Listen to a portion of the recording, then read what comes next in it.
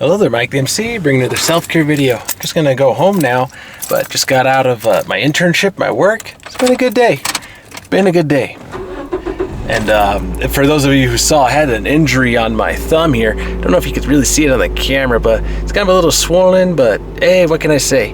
When you jam your thumb on the door, you're bound to call that a stupid injury. But hey, we all live with those kind of things, so what can I say? Now, let's get going. So, overall, it was a good day. Very happy with how things went. I think I learned a lot today. I was finishing up writing up an assessment for a client. It was really cool because now I'm starting to pick up things. I'm starting to pick up things that are beyond what I thought were beyond my scope. Excuse me, as I set up for this, but there's a bit of a confidence growing in me. And that is exciting. That is exciting to see. I'm excited that I'm growing and moving forward from what I'm learning. See, that is exciting. I just don't want to downplay that and just say, oh, okay, this is for nothing. No. There's something awesome here. There's something awesome that I'm really proud about because I'm starting to take into account what I have to learn to grow from situations, right? Yeah. And just thinking, okay, now, sorry, I've been fiddling with the camera here for a second, just getting it all ready. But honestly, the more confidence I get, the more competent I feel I can help other people. And that is very reassuring.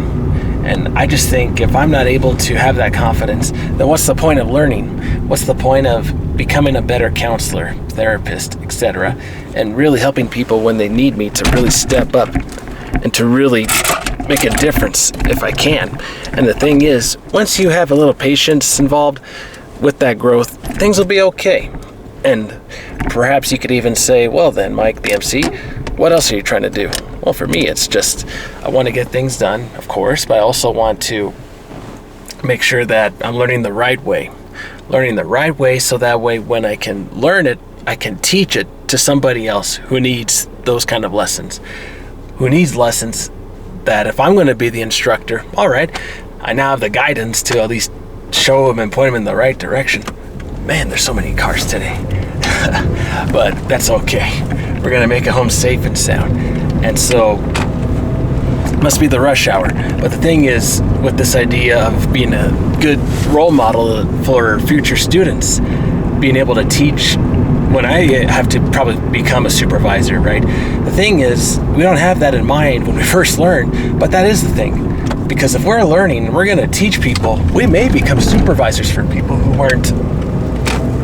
we weren't expecting to teach. And you think, wow, okay, if we're going to go into that role, how confident do you and I feel to be in that role? And for me, it's like, okay, I'm a little scared, but if I'm confident that I can help people in the future, that's going to be cool.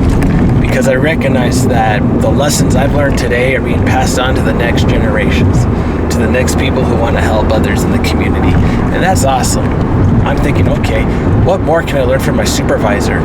That's the thing. You hope you have a great supervisor too. Even if from a bad one, you can pick up some bad things, good things hopefully too. That's what I meant to say. But the thing is, when you're picking up ideas, when you're becoming smarter at taking notes, even taking notes of the things that matter, then you'll be able to create your own lessons and lead others from where you were from your previous supervisor. And that's really cool to think about. Now, today it was just a good lesson I'll share with you further where, yeah, we were taking time learning from my notes. I realized, oh wow, I took all these notes down when I was working with the client and we were all over the place. And I realized, wait a minute, I need to guide that client throughout the process or else we're going to go into the weeds and really go on an adventure that was not expected. And we may answer a few of the prompts from the questionnaire here and there, but if I'm not guiding that client to where we have to go, then we may be in a bit of a trouble situation because now I'm misleading or I'm being misled by the client when I should be the one to kind of be like, all right, what's next on the questionnaire? Okay, what more do you want to talk about? All right, tell me more. And the thing is, when you recognized, okay, we can talk about this today, we can talk about that, and guide people. As like even now with the camera, I've been working on this thing for too long now for this video, but I want to make sure I have a good video, so I have to guide the screen to where it should have my face in it, obviously, but then maybe a background, maybe some scenery right out on the side, but then really you take into account you're seeing a part of my life that no one else has seen from this perspective. Now, granted, my channel does talk about God and faith and some philosophy, etc., so those other perspectives come into play, but you don't really know a person's perspective truly to where you are that in that person's shoes. And I can bring this back into the idea of a supervisor, because a supervisor has to guide his students to be the best that they can be. He or she has to listen, be patient, and then critique them as best as possible to where they grow, where both sides are literally growing together, to where they build a trust, to where now we can tackle and work on many projects together. That's a good way of looking at a partnership, even for business. How many of us can find a partner to work with on a business idea that we have in mind? How many of us want to find that person that we can work with and share ideas back and forth, and then have these wonderful conversations as far as that's good, that's not good, maybe so, maybe we could have considered this route. I don't know, what would you have said? Would you have given that diagnosis for that client? Would you have recommended something else? But the thing further is to consider, if without that clarification from somebody, as far as, okay, we really should be talking about this today with this client, because I think they really demonstrated a view as far as that should have been mentioned on the spot. There, now I look a lot better in the camera. Sorry, everyone who's been watching this whole thing through. But the thing is, you want to make sure everything is followed through as best as possible. And that can be the greater lesson even with this camera, right? Connecting that idea. But as a supervisor, making sure everyone's on the same page. How many times have we let a family member, our children, and that we're not on the same page? I ask for a crayon, you give me a marker. I ask for the red one, you give me the blue one.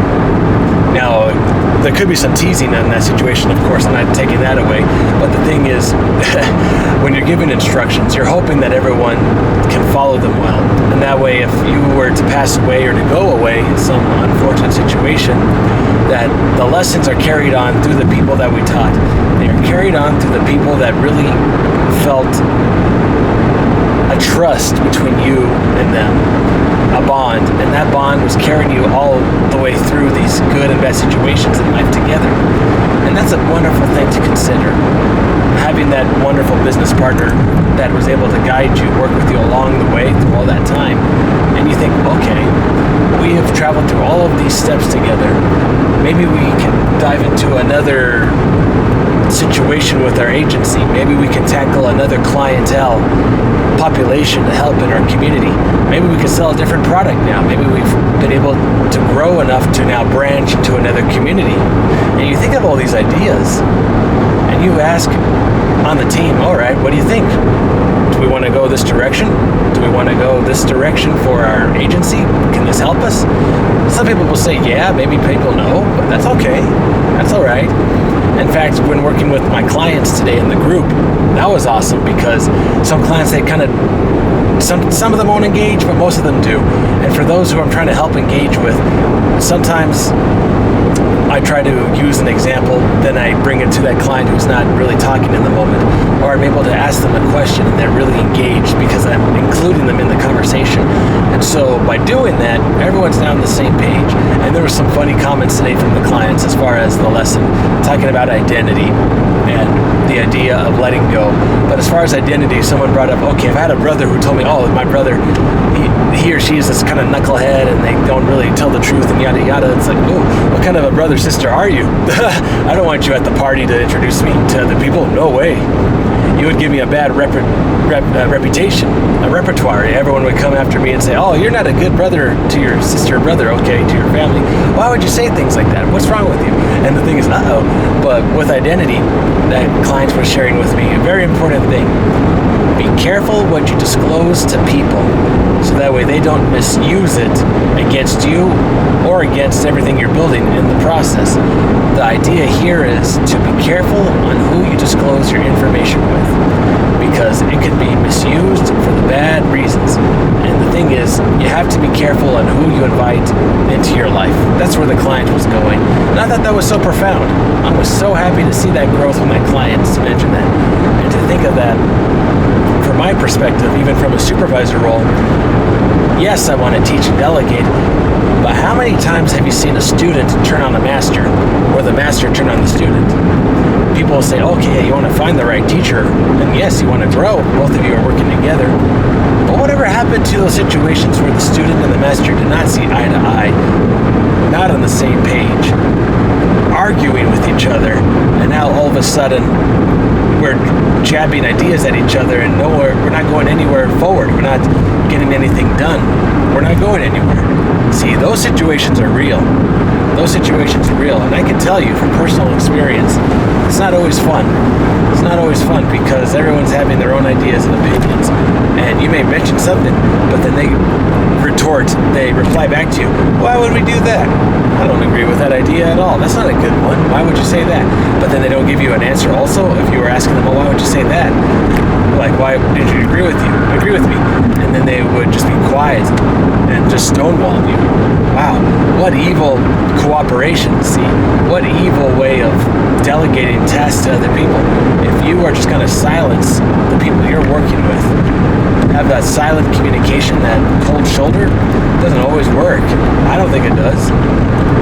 Because now everyone's up in the air and it's like, oh my gosh, are we now on the same page? You lost me. I don't really quite follow what you're trying to ask of me. And you could even argue in this video, okay, Mike the MC, you've been talking and rambling for a long time.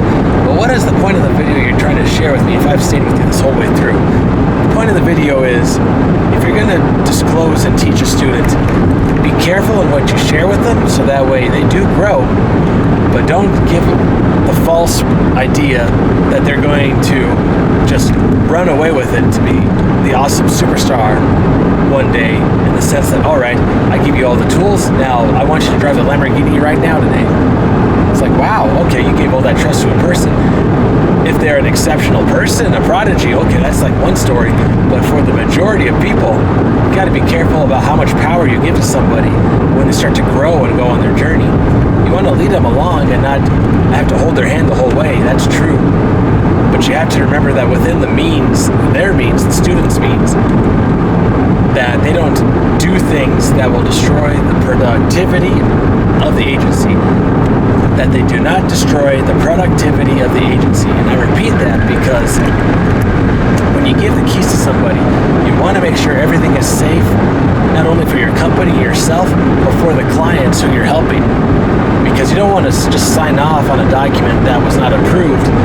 All of a sudden now, this other client's getting all the resources and just another client's not getting any. It's like, oh, that's not fair. What happened here? Why did you sign that document when we were having this agreement on something else? I didn't approve of that. And so the thing is, that is that trust from a supervisor, a parent to a student, a child. That's part of this. It's big time. It's big time, and it's real, because you want to make sure that your child, your student, is learning and willing to grow. But if they're going to start making a mistake here or there, you have to be willing to have that conversation with them and say, oh no, I'm not criticizing you, but I want to make sure that you understand where we're going with on these tasks, on this work.